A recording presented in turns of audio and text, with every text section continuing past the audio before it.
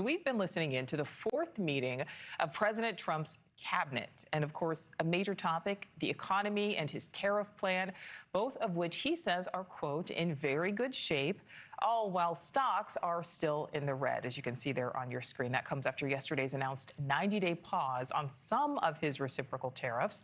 The White House saying dozens of countries are already lining up to strike a tariff deal.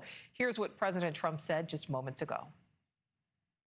So we're very, very happy with the way the country's running. We're trying to get the world to treat us fairly. This is something that should have been done 25 years ago, and it wasn't.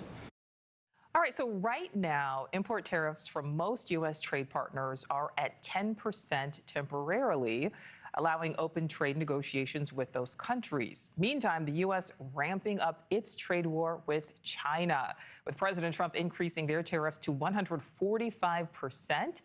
Canada and Mexico still at 25% each, with both countries on edge as to what could happen next. And this comes amid a new inflation report out today showing some good news that inflation actually dipped in March to 2.4%. However, the president's tariffs could still bite, putting pressure on certain economic sectors. So let's bring in NewsNation's Robert Sherman.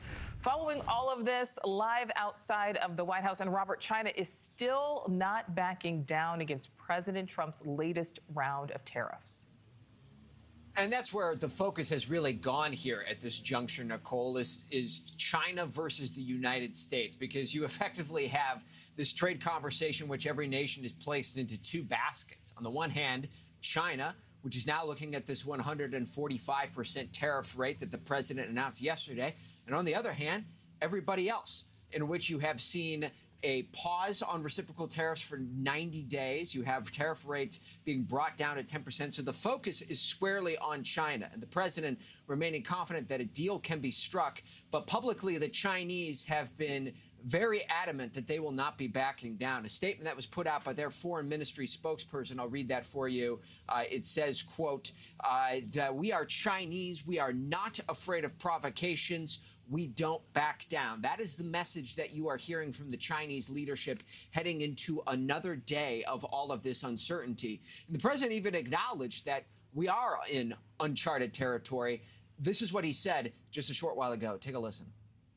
Again, there'll be a transition cost and transition problems, but in the end, it's going to be a beautiful thing. We're doing again what we should have done many years ago. We're letting it out of control, and Treasury Secretary Scott Bessent speaking in that meeting as well just a short while ago, in which he talked about the negotiations that are coming. He has acknowledged that he will effectively be the point person to handle all these negotiations with individual countries. About 75 have queued up in order to begin the process of having those conversations with the United States.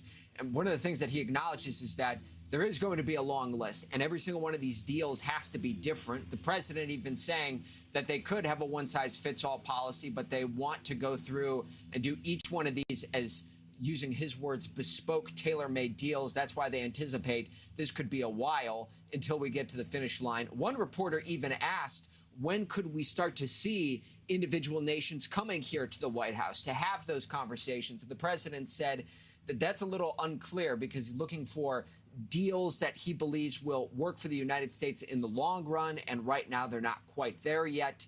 Those conversations about tariffs and trade negotiations very much so still in their early phases, according to the Treasury Secretary there. So, thanks for watching. Go to joinnn.com to find NewsNation on your screen, and don't forget to click the red subscribe button below to get more of NewsNation's fact-driven, unbiased coverage.